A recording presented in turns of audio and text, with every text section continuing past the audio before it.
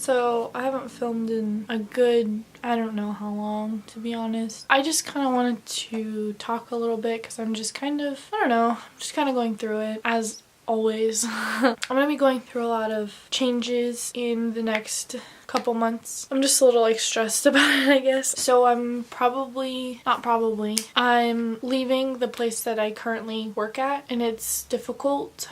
It's just hard. I really connected with the kids that I worked with, but for a long time I feel like I've put everybody else before me and what I want and what I need for my life. And it's hard because I'm kind of just naturally a people pleaser and I care about people a lot. So it makes sense for me to kind of go out of my way to do things for people, but I have to put myself first. And this is kind of the beginning of that. Well, I think this has been a long time coming and it's been happening, and I think things have been building to this point, and I think I've been getting a lot of signs like from God or the universe, whatever you believe. I believe that there's some kind of higher power that pushes me in certain directions and brings things in and out of my life, and I believe that I have a destiny and a fate that is being presented in front of me and I need to kind of get on it. I feel like this whole time I've kind of been dancing around it, or I've been too scared to dive in and be honest with who I am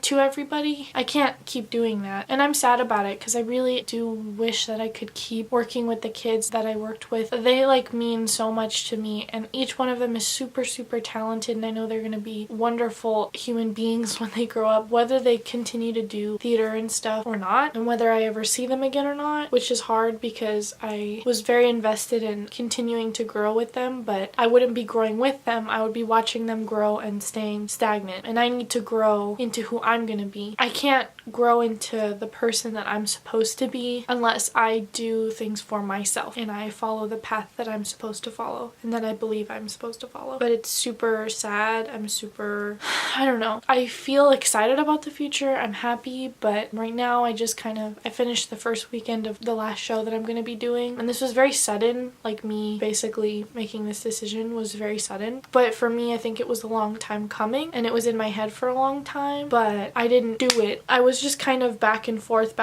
in my head, and I couldn't decide. I didn't know what to do, and I think you can tell when I'm talking about it in my life update. I'm very like, I don't know about everything, and I still kind of don't know. There's still a lot of I don't knows in my life, and there's a lot of things that I'm like thinking about and things I want to try and I'm nervous to try, but I'm excited for this openness and being able to do what I want to do instead of being like really tied to one thing, because I felt that that was limiting me from exploring my options and the possibilities. I'm not even 23, I'm 22 years old, and I'm going to be 23 in a month, and I have my whole life ahead of me basically. I already feel like I've been through so much, I've grown so much. I'm already like through 1/4 of my life, but the fact that there's still 3/4 of my life ahead of me, that I basically like was tying myself to one thing when I still felt in my heart that I needed to explore, wasn't right. It wasn't the right decision, and it sucks because I think I was kind of teetering back and forth because I bonded so much with the people there and I didn't want to let them go, and I knew that me letting go of my job there meant letting go of them, but I needed to. It sucks and I'm sad. I keep thinking I'm gonna cry, but like I haven't cried, and I was like really sad. A lot of these kids remind me of myself. Like, I see myself in a lot of them in different ways. They're obviously not me, but like I see myself in a lot of these kids, so I want to be a part of their life because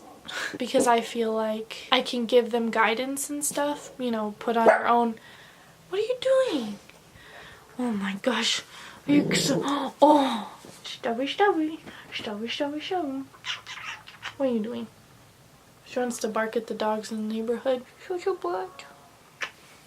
I have to live the best life that I am going to live, because otherwise I don't think I can ever really have the relationship that I want to with kids that I educate. I feel like I can't really teach them unless I do it, you know? If that makes sense. You can't show people all the potential they have and everything they can achieve until you do that yourself. You can't be sitting there telling people, do what you want to do and be who you want to be and live your best life and stuff, unless you're also doing that yourself, because it's a little hypocritical to be saying it and not doing it. it. I genuinely felt like there was other stuff calling to me that I was neglecting. Yeah, so that's kind of where I'm at. I kind of just wanted to talk about it a little bit because it was weighing on my mind a little bit. I've been talking to people about it, but I just kind of wanted to cement it the way that I do in videos. Just talking to the camera helps me a lot, and this is really where I'm finding myself, I feel like, in this space and where I want to find myself. I'm so like truly passionate about YouTube and social media and the future of entertainment because I see it online. I personally watch these kinds of videos and I personally get my entertainment from connecting with people and their real stories and stuff, and I feel like if I care about it so much and that's what I spend hours doing and what I want to do, really do, then why am I not doing it? And it's basically because I just didn't have time because I was doing so many other things that weren't calling to me the way that this was, and that's not fair to me and that's not fair to the people that I'm working with. I think that I should truly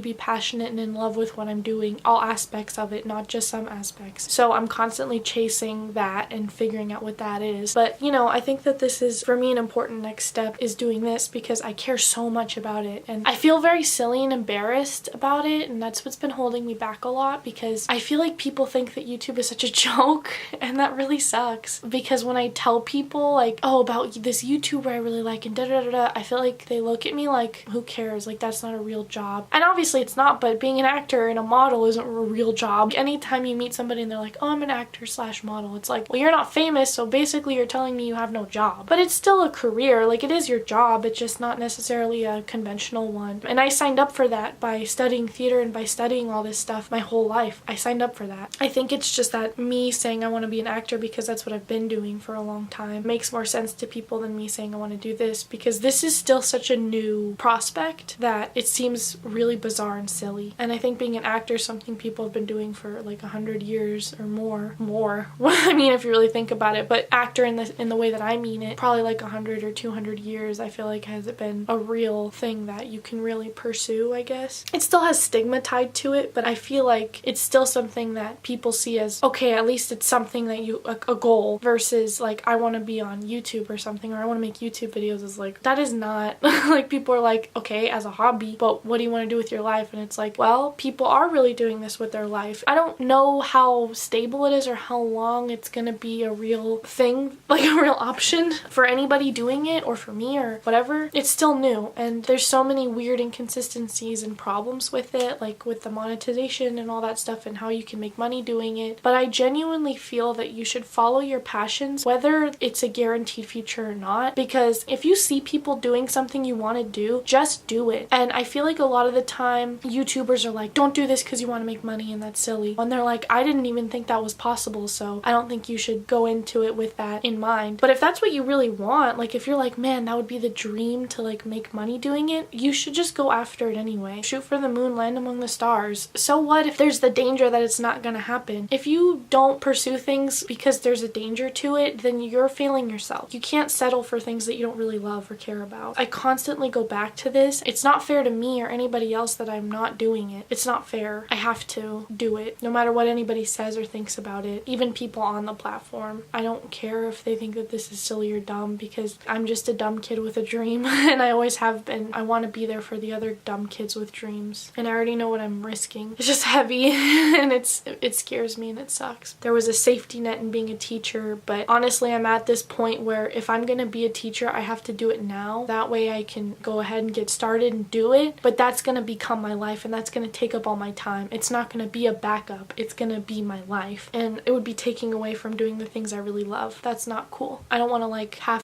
being a teacher. Sorry for the language. I also don't want to be a bad role model. I am still sub-teaching, but you know, I'm trying to like be who I am and not be who I think others expect me to be or want me to be, because I think people would be happier if I'm just myself and I'll be happier, so that's what I should do. I also kind of want to talk about like, look at my nails. These are press-on nails. They're super, I feel like they're really not bad, like they're pretty nice. They're press-on. They're these. They're super cool. I like them a lot. They're by the brand Kiss. They're the Impress nails. They were like, what, like $7 or something, and they've lasted for like quite a bit. And I always feel like press-on nails are gonna snap off, and I've been like doing a lot of work because I was working with like set pieces and moving things and lifting things and stuff. You'd think that that would be like an issue, that they would come off. There's a little bit of cracking and stuff, they break or whatever, but they don't like come off as easy as you would think. And that's kind of cool because literally they just give you like a cleansing pad, so you wipe your nails clean and then you stick them on, and it was so fast. The thing that took the longest was finding the nails that fit, like finding the right size. It was so easy and so fast, and they last for quite a while, I think, because even a few days to me, I think that's already kind of a success. For me, whenever I even get gel nails or like my nails painted, like I pay money for that, and it cracks quick. And I also wash my hands a lot because I'm kind of like weird about germs, but also because I work with kids. There are germs everywhere, so I'm washing my hands all the time, and they still haven't really come loose or anything. Honestly, like I've only had issue with this thumb. All these are the original ones, and I've had them on for like a couple days, and that's super cool. Look into that if you're interested, because I kind of was hesitant to try press-on nails because I thought that they were kind of a joke, and like you always think about kids when you think about press-on nails. That's like cheap and like they're janky and they don't work, but I think they do. Like drag queens use press-on nails. Hello, if drag queens use them and they're performing and they're doing all kinds of stuff, and these nails like last, and not these ones specifically, but press-on nails last, then why not? I also kind of wanted to try these magnetic lashes on today, but I feel like I've talked a lot and I kind of want to keep my videos shorter just because I feel like they'll be easier to watch and I can actually gain an audience somehow. Yeah, so I'll probably film that next. I'll probably do 2 separate videos because I feel like this is too long. But yeah, I just kind of want to do a little update. I was going to do that while I was trying these on, but I ended up just talking a lot, so. Thanks for listening if you did. I really appreciate it. Please subscribe. Check out the links below. I'm going to recommend a YouTuber. Who do I recommend? I'll recommend Trisha Paytas because I love her. And actually, no. I want to save her because she's very special to me and to the YouTube community as a whole. She's a gift. I'll recommend David Dobrik because I recommended Jason Nash a couple videos ago. But David Dobrik, I started watching his vlogs and they're 4 minutes and 20 seconds. And I feel like it's like a trip when you watch him. You get just blasted with information and things. Super funny, super entertaining. He's obviously a big deal, but I feel like mostly kids watch him because it's YouTube. Mostly kids watch a lot of people. But I actually feel like it's kind of impressive what he does. It's kind of niche. It's weird. It's not like it requires a lot of like talent per se or what you would consider like good content, I guess. Quality content, but it's good and it's entertaining. I will say that. And he does put a lot of effort into it, like a lot. He lives his life for his channel and you can tell that, and I actually really respect that a lot. It's crazy and it's a lot, but I respect it because he's committed and it's funny and it's entertaining. Check him out if you haven't already and you're an adult and you're like, David Dobrik's for kids. First of all, kids should not be watching him because it's not appropriate. I don't know why kids watch that stuff. It's not appropriate. Whatever. That's on the parents, not on the kids. Pay attention to what your kids are watching. Jeez. If you're my age and you're like, you kind of thought that kind of stuff was for kids, I actually think it's pretty good. So check it out if you're YouTube crazy like me and you're running out of stuff to watch. I'm always finding new people to watch, so yeah. Okay, I'll see you guys next time. Thanks for watching, and I love you. Goodbye. Yeah, I don't want to get into it. It's a lot. It's so weird. I'm like, focus on my hand. So I'll use my other hand to help you focus on my hand. That's stupid. Oh yeah, there it goes. The thing that, I'm stuttering, but like, I don't know, what, this is really gonna be boring.